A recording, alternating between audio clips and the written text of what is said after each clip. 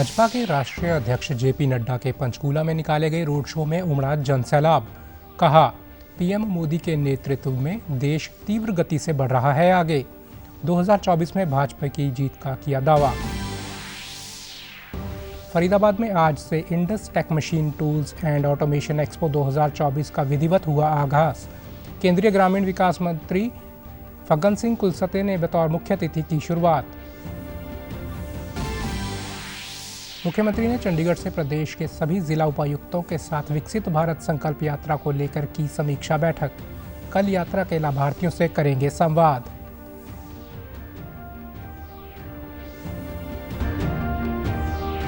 और मुख्य सचिव संजीव कौशल ने नूंह में आकांक्षी जिला कार्यक्रम की समीक्षा बैठक की। अधिकारियों को जिले को जल्द ही अग्रणी जिलों की सूची में शामिल करने के दिए निर्देश।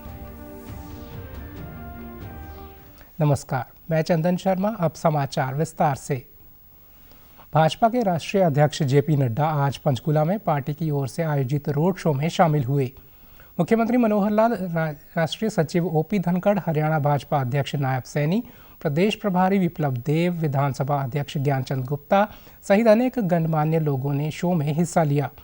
ये रोड शो टैंक चौक से लेकर बेला विस्टा चौक तक निकाला गया। इस दौरान उमड़े जनसैलाब ने जेपी नड्डा का जोरदार स्वागत किया। इस दौरान कार्यकर्ताओं को संबोधित करते हुए जेपी नड्डा ने कहा कि पीएम नरेंद्र मोदी ने भेदभाव और बंटवारे की राजनीति की बजाय सबका साथ, सबका विश्वास, सबका विकास और सबका प्रयास का संदेश दिया है। उनका पूरी दुनिया में डंका बज रहा है। नरेंद्र मोदी ने भारत को पिछले 10 साल में जितना मजबूत किया है वह स्वर्ण अक्षरों में लिखा जाने वाला है। उन्होंने कहा कि दुनिया का कोई भी ऐसा बड़ा नेता नहीं है जिसने नरेंद्र मोदी की प्रशंसा न की हो। आज गांव, गरीब, वंचित, पीड़ित, शोषित, आदिवासी, अनुसूचित जाति और महिला सहित सबको पीएम मोदी ने ताकत दी है। आज प्रधानमंत्री सामाजिक न्याय और विकास के संकल्प के साथ चल रहे हैं। उन्होंने देश और प्रदेश में एक बार फिर भाजपा सरकार बनने का दावा किया। देश नहीं है जिसने भारत का अभिवादन और अभिनंदन न किया हो। चाइना का ग्लोबल टाइम्स, चाइना का सबसे मशहूर अखबार ग्लोबल टाइम्स, वो लिखता है कि देखने वाली बात है कि भारत तीव्र गति से आगे बढ़ रहा है। ये मोदी जी की प्रशंसा की। प्रधानमंत्री मोदी जी ने भारत को नया राजनीतिक संदेश दिया। सबका साथ, सबका विकास, सबका विश्वास, सबका प्रयास और भारत आगे बढ़ेगा, इस मंत्र को लेकर हम 5वीं नंबर की अर्थव्यवस्था बन गए हैं, 5वीं नंबर की। और 2024 में तीसरी बार मोदी सरकार और 27 में तीसरी अर्थव्यवस्था भारत बन जाएगा। इसके लिए हम काम करें। जेपी नड्डा ने प्रदेश सरकार की प्रशंसा करते हुए कहा कि मुख्यमंत्री मनोहर लाल ने प्रधानमंत्री की नीतियों को दृढ़ता से लागू किया है। हरियाणा के लोगों को सरकारी सुविधाओं के लिए दफ्तर के चक्कर नहीं काटने पड़ते। कोशिश क्या है कि कोई भी व्यक्ति पीछे न रह जाए। कि मनोहर लाल खट्टर जी के नेतृत्व में मोदी जी की नीतियों को अक्षरशः नीचे तक लागू किया जाए, हर व्यक्ति को उसका लाभ मिल सके, इसका प्रयास चल रहा है। और आपने इस प्रयास को पूरा करने के लिए 100% सैचुरेशन, कोई आवास से वंचित न रह जाए, कोई अन्न से वंचित न रह जाए, कोई विकास से वंचित न रह जाए, ये सारी नीतियों को जमीन पर उतारने का काम आज मनोहर जी की सरकार कर रही है। आज अगर हरियाणा को केरोसिन फ्री किया गया तो गरीबी मुक्त भी किया गया। इसको क्षेत्र में इसरो ने एक नया इतिहास रच दिया है। अपने पहले सौर मिशन में आदित्य L1 अंतिम कक्षा में स्थापित हो गया है। अब आदित्य L1 लैग्रेंज 1 बिंदु पर हेलो ऑर्बिट कक्षा से सूर्य का अध्ययन करेगा। प्रधानमंत्री नरेंद्र मोदी ने एक्स पर इसरो के वैज्ञानिकों को बधाई देते हुए कहा, अंतरिक्ष के क्षेत्र में इसरो ने नया इतिहास रचा है। अंतरिक्ष के क्षेत्र में इसरो का नया कीर्तिमान भारत की पहली सौर वेधशाला आदित्य L1 अपने गंतव्य तक पहुंची है और ये सबसे जटिल और पेचीदा अंतरिक्ष अभियानों को साकार करने में हमारे वैज्ञानिकों के अथक समर्पण का प्रमाण है। मैं पूरे राष्ट्र के साथ इस असाधारण उपलब्धि की सराहना करता हूं। फरीदाबाद में आज से Indus Tech machine tools and automation expo 2024 का विधिवत आगाज हुआ। इस मौके पर ग्रामीण विकास एवं इस्पात राज्य मंत्री फग्गन सिंह कुलस्ते ने एक्सपो में बतौर मुख्य अतिथि शिरकत की। एग्जीबिशन का आयोजन द्रोणाचार्य इवेंट द्वारा सेक्टर 12 हुड्डा ग्राउंड में किया जा रहा है। ये एक्सपो अब तक की सबसे बड़ी प्रदर्शनी है। 1 लाख वर्ग मीटर में लगाई जाने वाली इस प्रदर्शनी में 700 से अधिक स्टॉलें लगाई जाएंगी, जिनमें से 240 स्टॉल फरीदाबाद के उद्योगों की तरफ से ही लगाए गए हैं। 4 दिन तक चलने वाली इस एक्सपो में देश विदेश के करीब 38,000 से अधिक उद्योगपति हिस्सा ले रहे हैं। प्रदर्शनी में रोबोटिक मशीनरी द्वारा कंप्यूटर चलित मशीनों का भी प्रदर्शन किया जाएगा, जिसके द्वारा उद्योगों को आधुनिक तकनीक से जोड़कर उत्पादन की क्षमता में वृद्धि की जा सकती है। इस मौके पर केंद्रीय राज्य मंत्री फग्गन सिंह कुलस्ते ने कहा कि बड़े स्तर पर इस तरह का आयोजन सराहनीय प्रयास है। इससे उद्यमियों को काफ़ी लाभ होगा। एक ही छत के नीचे प्रदर्शित किए गए उत्पादों से उद्योगपतियों को अधिक जानकारी मिलती है और उनका आपस में एक दूसरे के साथ सामंजस्य भी बैठता है। उन्होंने कहा कि बड़े उद्योगों की तरह रोजगार उपलब्ध करवाने में छोटे उद्योगों का भी बहुत बड़ा हाथ है। PLI 2.0 के लिए सरकार लगातार काम कर रही है तथा इससे उद्योगों को काफ़ी लाभ मिलेगा। महत्व है देश में। आज सबसे ज़्यादा अगर बड़े उद्योग और छोटे उद्योग दोनों को आप देखें, हमारे प्राइमरी लेवल के और सेकेंडरी लेवल के, तो ये अनुभव है कि दोनों का हिस्सा लगभग 50-50% आता है प्रोडक्शन के क्षेत्र में। तो ये एक बहुत बड़ा अचीवमेंट है। और आज ये जो हमारा एग्जीबिशन हुआ है, इससे इतने लगभग मुझे बताया कि हमारे करीब 700-800 लोग जो अलग अलग राज्यों से और बाहर से भी कुछ लोग आए हैं। इस अवसर पर विधायक नरेंद्र गुप्ता व राजेश नागर ने कहा कि उद्योगों को इस तरह की औद्योगिक एग्जीबिशन से एक बेहतर प्लेटफॉर्म मिलता है। इससे उद्योगों को नई तकनीक व उत्पादों की भी जानकारी मिलती है। निश्चित ही ऐसे जो एक्सपो होते हैं उनसे बहुत बड़ा फायदा आने वाली पीढ़ी को मिलता है। वो नए नए प्रोडक्ट्स के बारे में, नई नई टेक्नोलॉजी के बारे में उनको जानकारी मिलती है। उधर अपनी इंडस्ट्री में उनको इम्प्लीमेंट कर सकते हैं उन टेक्नोलॉजी को। और जो अपने आदरणीय प्रधानमंत्री मोदी जी हैं, उनका जो सोच है लोकल फॉर वोकल, कि अपने इंडिया में ही, अपनी भारत में ही इंडस्ट्रीज आगे बने मैन्युफैक्चरिंग में और कैपेसिटी बिल्डअप हो, उसके लिए एक बहुत बड़ा कदम है। मैं पुनः बधाई देता हूँ आदरणीय केंद्रीय इस्पात राज्य मंत्री और फरीदाबाद में आए, उनसे कई बातों पर चर्चा हुई है। 13 साल से ये लगाते आ रहे हैं और हर बार इम्प्रूव करते आ रहे हैं। अब की बार आपने देखा होगा 700 से ज़्यादा स्टॉल्स यहाँ पर लगे हैं और कई स्टेट्स के इंडस्ट्रिस्ट यहाँ पर आए हैं और कई फॉरेन से भी कई कंपनीज यहाँ पर आई हैं। और इस पे एक नॉलेज शेयर होता है, एक प्लेटफॉर्म मिलता है छोटे प्रोडक्ट या बड़े प्रोडक्ट बनाने वाले मैन्युफैक्चरिंग कंपनीज को, कि भाई उनके आइडियाज़ और उनका जो प्रोडक्ट किस तरह से मार्केटिंग उसकी हो और किस तरह से वो उनका प्रोडक्शन होता है। तो ये एक बहुत अच्छी एक प्लेटफॉर्म है छोटे और बड़े को कि भी अपना ये आप प्रोडक्ट को दिखाने का। प्रदेश में 30 नवंबर से शुरू हुई विकसित भारत संकल्प यात्रा दिन प्रतिदिन लोगों में नया जोश भर रही है। यात्रा में जनप्रतिनिधियों की भागीदारी सहित अब तक लगभग 35 लाख से अधिक संख्या में लोगों ने भाग लिया है। लोगों में जोश भरने के लिए मुख्यमंत्री मनोहर लाल 7 जनवरी यानी कल यात्रा में भागीदारी करने वाले लोगों से संवाद करेंगे। इसी कड़ी में मुख्यमंत्री ने कल चंडीगढ़ से प्रदेश के सभी जिला उपायुक्तों के साथ विकसित भारत संकल्प यात्रा को लेकर समीक्षा बैठक की और उनसे फीडबैक लिया।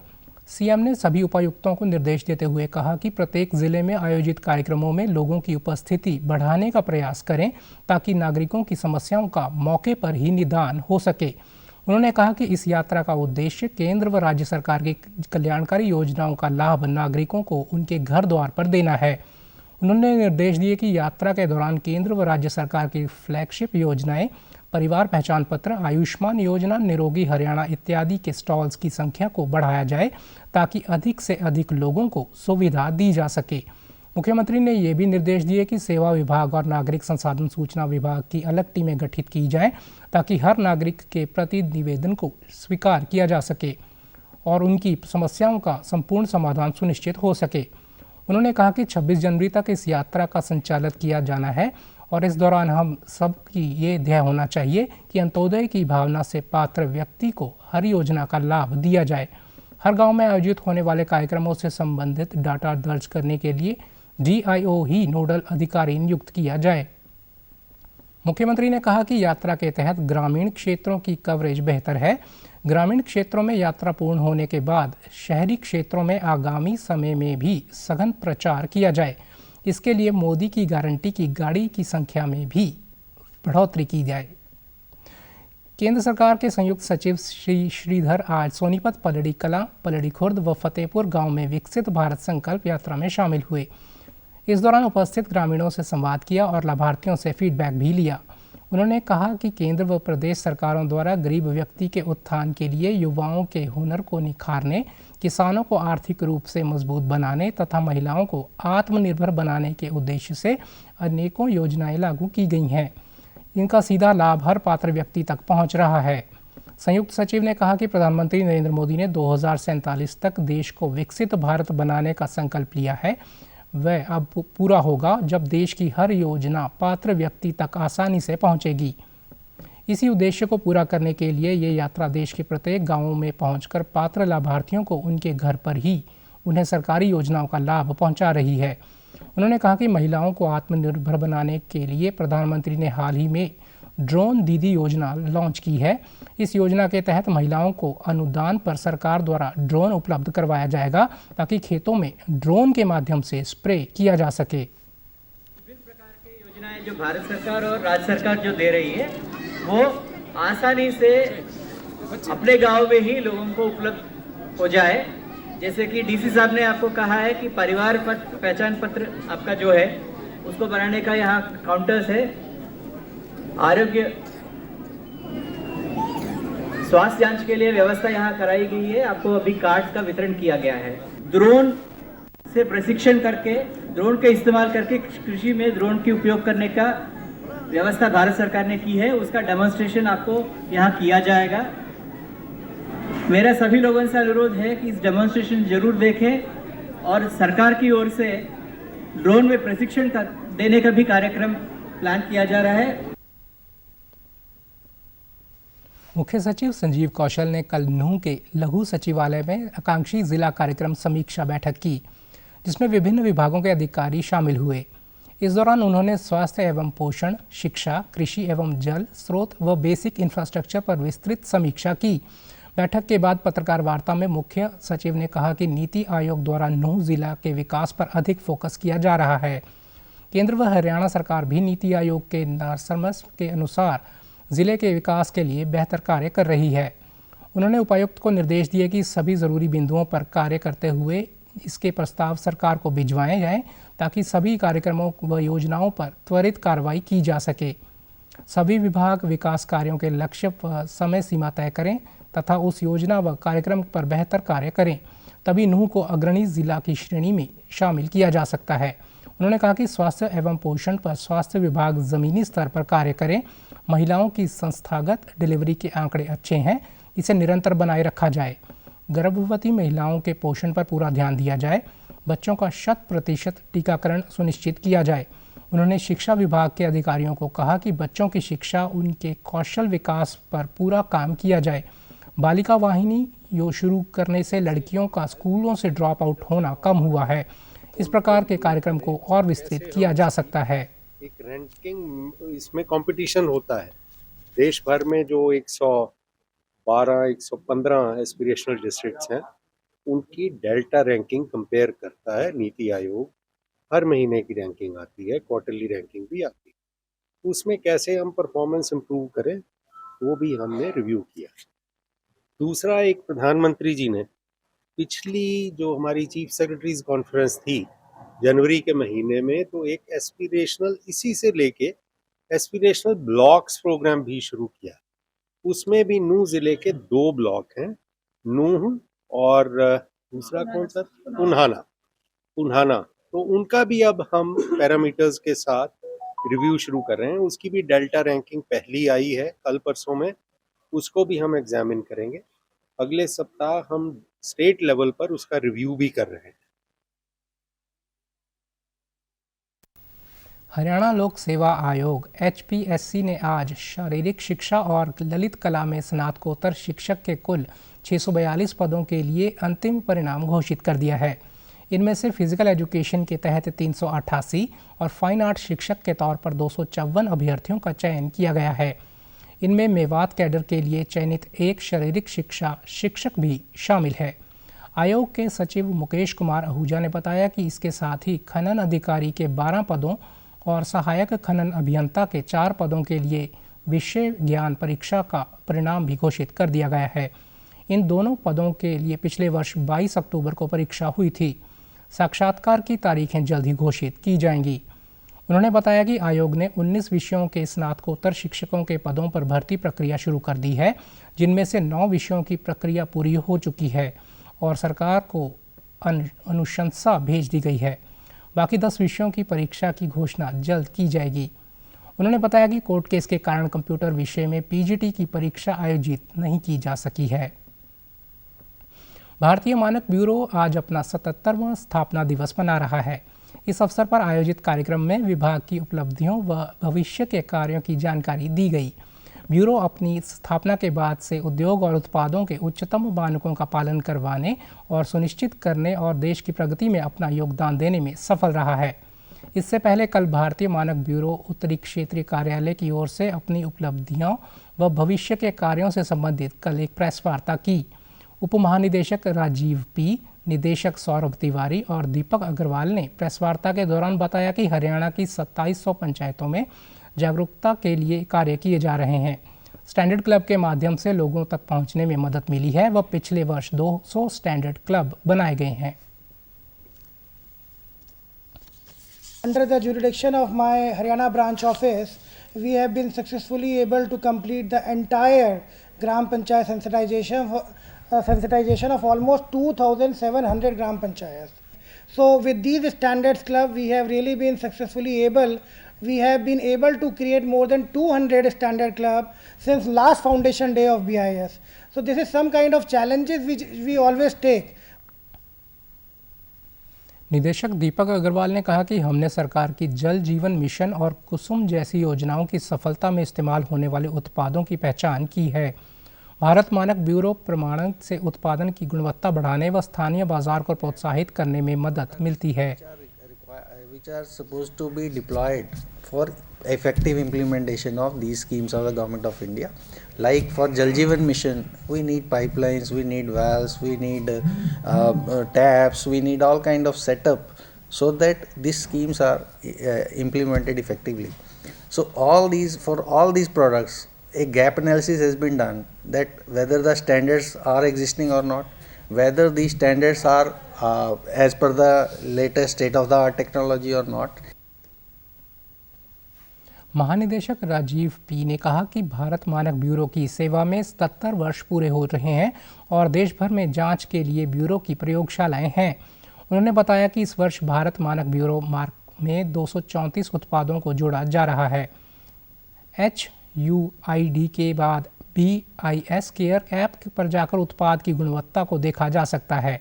स्टैंडर्ड फार्मूलेशन के लिए देश के 88 शीर्ष शिक्षण संस्थानों के साथ MOU किए जा रहे हैं। स्टैंडर्ड क्लब जागरूकता बढ़ाने के लिए चलाए जा रहे हैं। हरियाणा में 780, पंजाब में 550 स्टैंडर्ड क्लब हैं और पंचायतों में जागरूकता कार्यक्रम के तहत 22,000 पंचायतों को कवर किया गया है। उन्होंने कहा कि स्कूलों के बच्चों को भी जानकारी दी जा रही है। प्रशिक्षण देकर मेंटर्स तैयार करने के लिए साल में 4 कार्यक्रम किए जाते हैं। Last year we had created around 1100 standards clubs in various schools, and this financial year our target is creating 10,000 standards clubs, and I'm happy to tell you that as of now we have formulated 9,000 standards clubs all over India. So we conduct sensitization program for state government machinery, state government people, district level, district collectors. केंद्रीय स्वास्थ्य मंत्रालय की संयुक्त सचिव वंदना जैन ने आज फरीदाबाद की सीकरी स्थित प्राथमिक स्वास्थ्य केंद्र का निरीक्षण किया। इस दौरान उन्होंने मौके पर पहुंचे लोगों से भी स्वास्थ्य सेवाओं के बारे में जानकारी ली। मीडिया से बातचीत में उन्होंने बताया कि स्वास्थ्य सेवाओं में लगातार सुधार किया जा रहा है। केंद्र व प्रदेश सरकार द्वारा लोगों को निःशुल्क इलाज के लिए अनेक योजनाएं चलाई जा रही हैं। ये बिल्डिंग अच्छी है, फैसिलिटीज ये क्रिएट करना चाहते हैं, बट इसमें एक एचआर का जो इशू है ना, वो वेकेंट पोस्ट का, एक्चुअली इनका ये तो है रिक्रूटमेंट एजेंसी है प्रॉपर, सब कुछ मतलब एक सेटअप ऑर्गेनाइज्ड वे में सब कुछ है, बट उसको धीरे धीरे ही टाइम लगेगा अभी, क्योंकि इतने फार्मासिस्ट चाहिए या इतनी स्टाफ जो मतलब स्किल्ड लोग चाहिए, वो भी धीरे धीरे ही बढ़ेंगे। एक इनका कार्डर का है, ये कह रहे हैं स्पेशलिस्ट नहीं है, पीएचसी में तो स्पेशलिस्ट की जरूरत नहीं होती, बट ज्यादातर जो एमबीबीएस करके वो आगे फिर एमडी के लिए चले जाते हैं, तो इस वजह से भी वेकेंट पोस्ट है इनकी कई जगह पर। ये एक इशू है डॉक्टर्स के साथ में। वहीं फरीदाबाद के सिविल सर्जन विनय गुप्ता ने बताया कि जिले में स्वास्थ्य सेवाओं को बेहतर करने के लिए हर संभव कोशिश की जा रही है। बहुत अच्छी बिल्डिंग बनी हुई है, साफ सफाई बहुत अच्छा है और यहाँ के डॉक्टर विपिन है, वो बहुत अच्छा काम करते हैं, पूरी मेहनत और लगन से काम करते हैं। जैसा कि लोगों ने कहा कि उन्हें सभी चीज़ की सुविधा यहाँ उपलब्ध है। एक डेंटल सर्जन भी है, डेंटल चेयर हमने CSR के पूजा मंगवा ली है, वो जल्दी इंस्टॉल हो जाएगी, तो डेंटल सुविधा भी लोगों को पूरी तरह से मिलने लग जाएगी। बाकी स्टाफ धीरे धीरे रिक्रूट होगा और स्टाफ बढ़ेगा तो और ज़्यादा सुविधाएं हम लोग। इससे पहले संयुक्त सचिव बल्लभगढ़ में विकसित भारत संकल्प यात्रा में शामिल हुई। उन्होंने कहा कि ये यात्रा एक व्यक्तिगत प्रयास नहीं है, बल्कि सभी वर्गों के लोगों को शामिल करने का एक सामूहिक प्रयास है। इसका उद्देश्य देश के प्रत्येक नागरिक को सशक्त बनाना और 2047 तक भारत को विकसित राष्ट्र बनाने के लक्ष्य को पूरा करना है।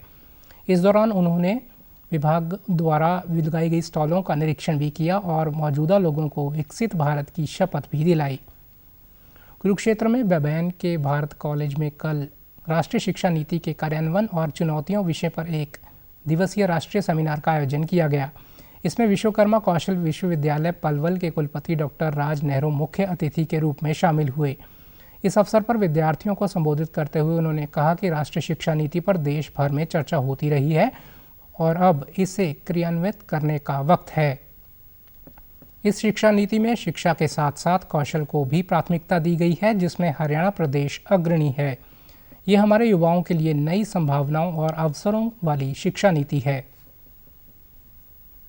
पूरे देश भर में इसके प्रति बहुत सारी चर्चाएं हो चुकी हैं और अब इसकी कार्यान्वित करने का एक संकल्प सभी राज्यों ने लिया है। हरियाणा इसमें अग्रसर रहा है न्यू एजुकेशन पॉलिसी को इम्प्लीमेंट करने में, और मुझे बड़ी खुशी है कि इस भारत इंस्टीट्यूशन ने आज राष्ट्रीय शिक्षा नीति के ऊपर परिचर्चा रखी है कि इसमें चैलेंजेस और अपॉर्चुनिटीज़ क्या हैं।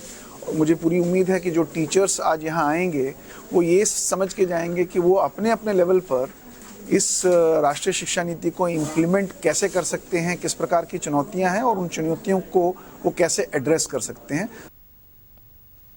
सेमिनार में हिस्सा ले रहे विद्यार्थियों ने बताया कि ये ऐसी राष्ट्रीय शिक्षा नीति है जिसमें नीति के साथ उसके कार्यान्वयन की पूरी योजना प्रस्तुत की गई है। इस सेमिनार के माध्यम से हमें राष्ट्रीय शिक्षा नीति के बारे में अनेक जानकारियां हासिल हुई हैं। National Education Policy. Here today the teachers and the students here organized this event. Here the teachers who came from other colleges, from other universities, they gave us knowledge that about NEP. In this knowledge we got that the students, that is National Education Policy, which was 2020, and here a lot of educators, a lot of speakers have together provided us a lot of knowledge about this summit, about this new education policy, and they have provided a lot of information that how we will implement this. Yamunanagar स्थित Saraswati sugar mill में गन्ने की आवक जारी है। अब तक 59 lakh quintal गन्ने की पेराई की जा चुकी है, जिससे 5 लाख क्विंटल से अधिक चीनी का उत्पादन हुआ है। शुगर मिल के महाप्रबंधक VK सचदेव ने बताया कि इस बार मिल को 1 सप्ताह पहले चलाए जाने से किसान खुश हैं। मिल की क्षमता प्रतिदिन 1 लाख क्विंटल गन्ना पेराई की है। इस बार 175 लाख क्विंटल गन्ने की पेराई और 16.5 लाख क्विंटल चीनी उत्पादन का लक्ष्य निर्धारित किया गया है। उन्होंने कहा कि इस बार मिल द्वारा रिफाइंड शुगर का उत्पादन शुरू किया गया है, जिसके चलते चीनी की डिमांड अधिक है। किसानों को 14 दिन के अंदर गन्ने का भुगतान किया जा रहा है। हमारे क्षेत्र में जो इस समय पेडी गन्ने की कटाई चल रही है, इसको रटून केन कहते हैं। किसानों की और हमारे जो फील्ड डाटा है उसके हिसाब से उसकी पैदावार करीबन 15% के आसपास पिछले वर्ष के मुकाबले में कम है। हमने इस बार इस सीज़न में 175 लाख कुंटल गन्ना पेराई का लक्ष्य रखा है और उसके हिसाब से हम करीबन 16.5 लाख क्विंटल चीनी का उत्पादन करेंगे, क्योंकि इस समय हम ऑयल कंपनीज को जो एथेनॉल दे रहे हैं वो बी हैवी मोलेसिस से बनाकर दे रहे हैं, जो हमारा टेंडर स्वीकृत हुआ है, तो जिसमें हमारी जो रिकवरी है नॉर्मल रिकवरी के हिसाब से लगभग 1.5 यूनिट के करीब कम रहती है। किसानों ने खुशी जताते हुए बताया कि मिल द्वारा किसानों के लिए डिस्पेंसरी, कैंटीन व रहने की अच्छी व्यवस्था की गई है। उन्हें गन्ने का भुगतान मिल द्वारा समय पर होता है।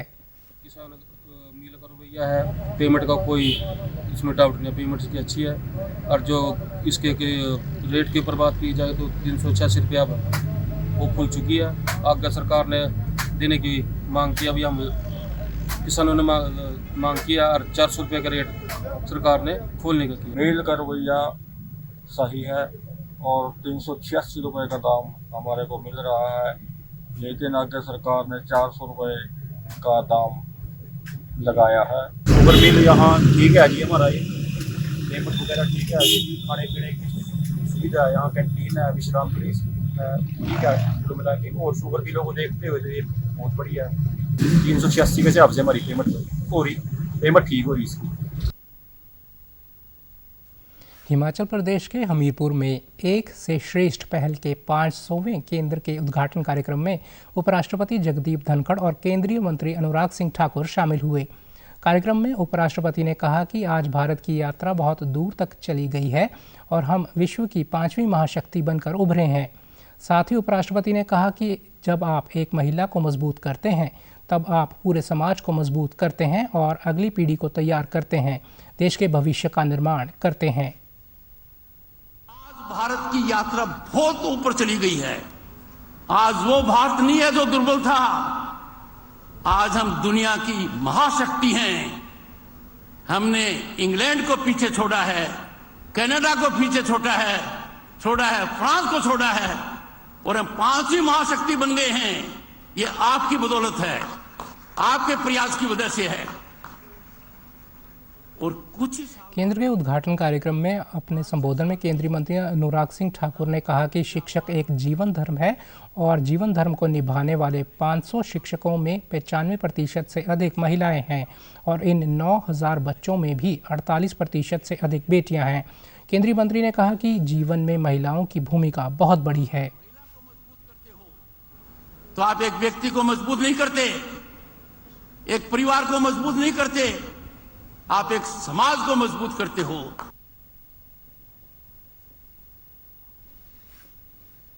समाचारों में आज इतना ही। नमस्कार।